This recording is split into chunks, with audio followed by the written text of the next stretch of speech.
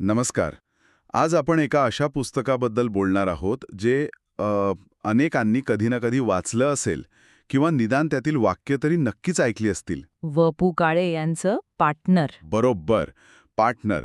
आपल्याकडे या पुस्तकातले काही निवडक अंश आहेत आणि आज आपण फक्त कथेवर नाही तर त्यातील विचारांवर, ते आजच्या काळातही तितकेच महत्त्वाचे का आहेत यावर गप्पा मारणार आहोत. अगदी. कारण पार्टनर हे फक्त पुस्तक नाहीये, तो एक विचार आहे. एका पिढीला प्रेमाकडे, मैत्रीकडे आणि एकूणच जगण्याकडे बघण्याचा एक नवा दृष्टिकोन देणारा विचार. आणि याची सुरुवातच इतक्या खतरनाक वाक्याने होते की तेच या संपूर्ण कादंबरीचा सार आहे असं वाटतं. हो, ते वाक्य, नरक म्हणजे काय माहीत आहे? आपल्याला हवा तेव्हा तिसरा माणूस न जाणणं हाच नरक.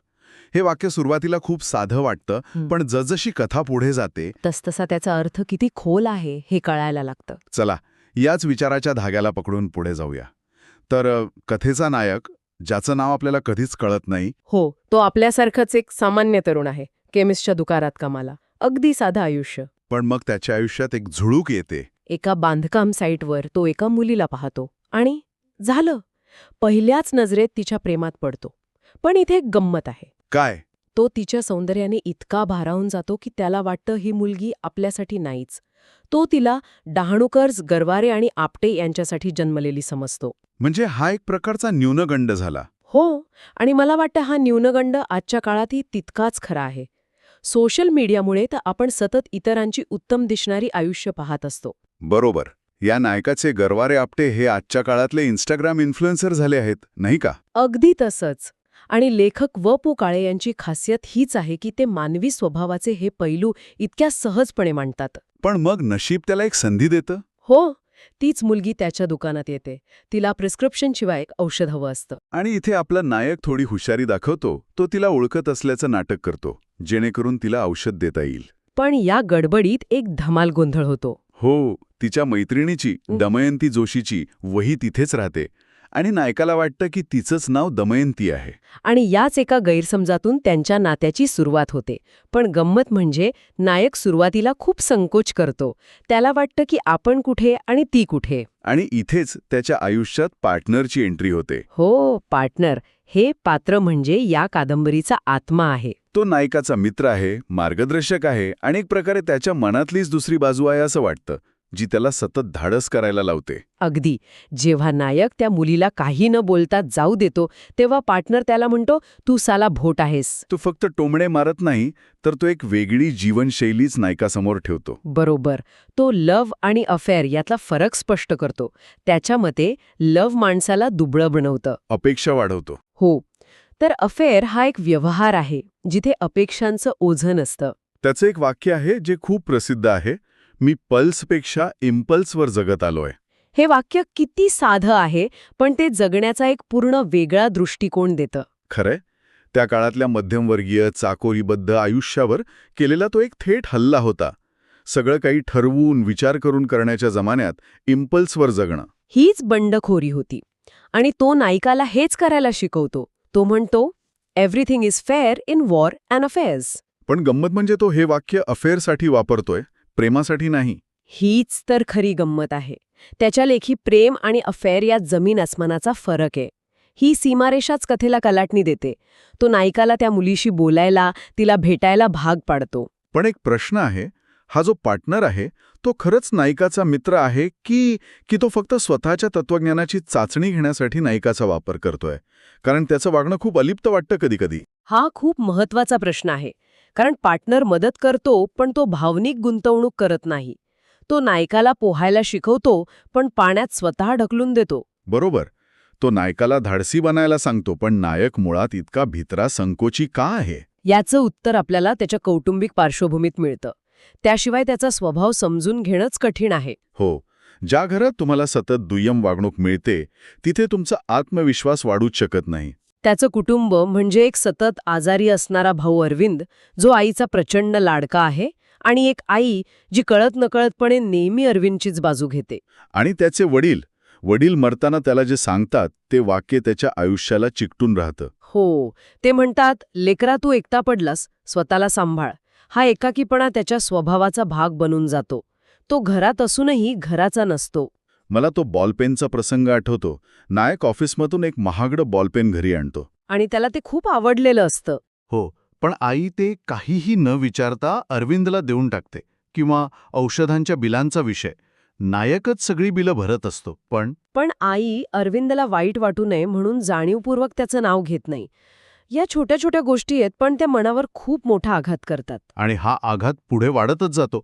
अरविंदचं लग्न ठरतं आणि लग्नानंतर तो नायकाला सरळ सांगतो. आता तुला झोपायची व्यवस्था दुसरीकडे करावी लागेल. ज्या भावासाठी त्याने इतकं केलं, तोच भाऊ त्याला घरातून बाहेर काढतोय, हा त्याच्यासाठी खूप मोठा धक्का असतो. आणि त्याचा माणसांवरचा, नात्यांवरचा विश्वास उडायला लागतो. आणि म्हणूनच जेव्हा त्याला करणचं, म्हणजे तिचं खरं नाव करण असतं, तिचं प्रेम मिळतं, तेव्हा त्याला ते खरं वाटत नाही. त्याला सतत भीती वाटते की हे सुखही आपल्याकडून हिरावून घेतलं जाईल. त्याचा हा न्यूनगंड आणि भीती त्याच्या कौटुंबिक अनुभवातून आलेली आहे. अगदी बरोबर. म्हणूनच जेव्हा करण आणि नायक लग्न करायचं ठरवतात, तेव्हा पैशांची अडचण येते. फ्लॅट बुक करण्यासाठी त्यांना 12,000 रुपये कमी पडत असतात. आणि नायकाची सगळी आशा संपलेली असते. आणि इथे कथेला एक अनपेक्षित वळण मिळतं. हो, इथे पार्टनर एक अविश्वसनीय गोष्ट करतो. तो स्वतः राहत असलेली खोली, जी त्याच्यासाठी खूप महत्वाची असते, ती विकतो आणि 12,000 रुपये नायकाला आणून देतो. आणि मग तो अचानक गायब होतो. हां, या कादंबरीचा सर्वात भावनिक आणि तितकाच गुंतागुंतीचा क्षण आहे. वरवर पाहता हा खूप मोठा त्याग वाटतो. हो ना? पण पार्टनरच्या दृष्टिकोनातून पाहिलं तर तो वेगळा विचार करतो. तो म्हणतो, दसू याची जागा तिसस याला विकून मी पैसे चौया माणसाला दिले, तो हिशोब संपला. म्हणजे त्याच्यासाठी ही एक मदत नाही, तर एक व्यवहार आहे, एक हिशोब आहे जो त्याने पूर्ण केला. बरोबर. इथेच पार्टनर आणि नायक यांच्यातलं अंतर दिसतं.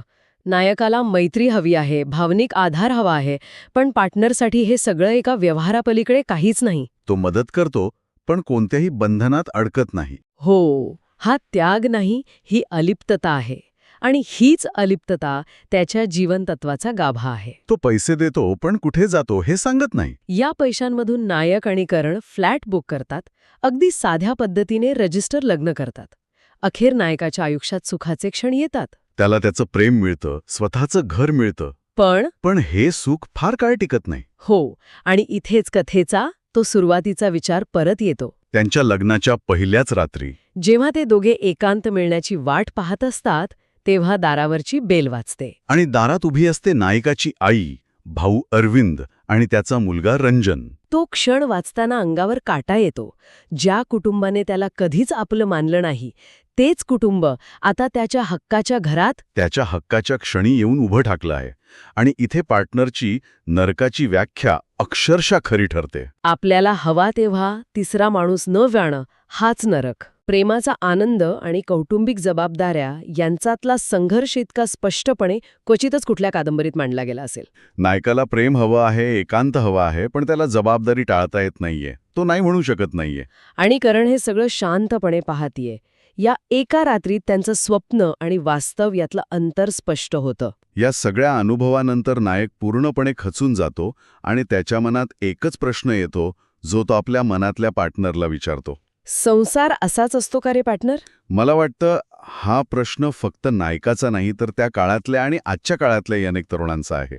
आणि या प्रश्नाचं उत्तर शोधताना आपल्याला पार्टनरच्या भूतकाळात डोकावायला मिळतं. तो घर सोडून का आला होता? हो, ते कारण तर खूपच क्षुल्लक वाटतं. फक्त तुपाच्या भांड्यावरून वडिलांशी झालेल्या मतभेदामुळे. वडील जेवायला बसलेले असताना तो पानात गरजेपेक्षा जास्त तूप होतो. आणि वडिलांच्या डोळ्यांतल्या ठिणग्या पाहून तो घर कायमचं सोडून देतो. किती क्षुल्लक कारण वाटतं हे, पण त्याच्यासाठी तो स्वातंत्र्याचा क्षण होता. आणि याच अनुभवातून त्याचं तत्वज्ञान तयार होतं. ते वाक्य, कुणाचा तरी मुलगा होणं टाळता येत नाही, कुणाचा तरी बाप होणं टाळता येतं. हा त्याचा आयुष्याकडे बघण्याचा दृष्टिकोन आहे. तो जबाबदारी स्वीकारायला तयार नाही. आणि याच्या अगदी विरुद्ध बाजूला आपल्याला करणचे वडील दिसतात. हो, करणच्या आईच्या मृत्यूनंतर तिचे वडीलही सगळं सोडून निघून जातात. ते म्हणतात, संसारा या बंधनातून तू या आईने सोडवलं, मी निघालो. म्हणजे ही दोन्ही पात्र आपल्याला जबाबदारीतून मुक्त होण्याचे दोन वेगवेगळे मार्ग दाखवतात. एक बंडखोरी करतो, तर दुसरा कर्तव्य पूर्ण झाल्यावर निघून जातो. अगदी. म्हणूनच ही कादंबरी केवळ प्रेकर प्रेयसीच्या नात्याबद्दल नाही, तर मैत्री, कौटुंबिक बंधनं आणि सर्वात महत्त्वाचं म्हणजे स्वतःशी असलेल्या नात्याबद्दल बोलते. पार्टनरशिपच्या कितीतरी वेगवेगळ्या छटा ती आपल्यासमोर ठेवते. ते पार्टनर इंशांची पार्टनरशिप आणि नायक आणि त्याच्या एकाकीपणाची पार्टनरशिप. तर आज आपण पार्टनर या कादंबरीतील काही महत्वाच्या विचारांचा आणि घटनांचा वेध घेतला. एका सामान्य तरुणाची प्रेमकथा एका अवलिया मित्राची सोबत. आणि कौटुंबिक नात्यांचा गुंता.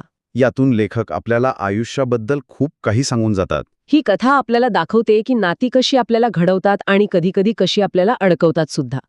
प्रेम, त्याग, एकाकीपण आणि स्वातंत्र्याचा शोध हे या कथेचे मुख्य धागे आहेत. जे आजही तितकेच समर्पक वाटतात. नक्कीच. आणि जाता जाता ऐकणाऱ्यांसाठी एक विचार. या कथेचं नाव आहे पार्टनर. पण नायकाचा खरा पार्टनर कोण?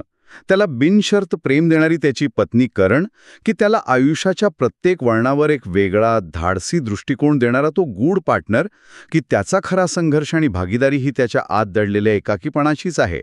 विचार करायला लावणारा प्रश्न आहे, नाही का?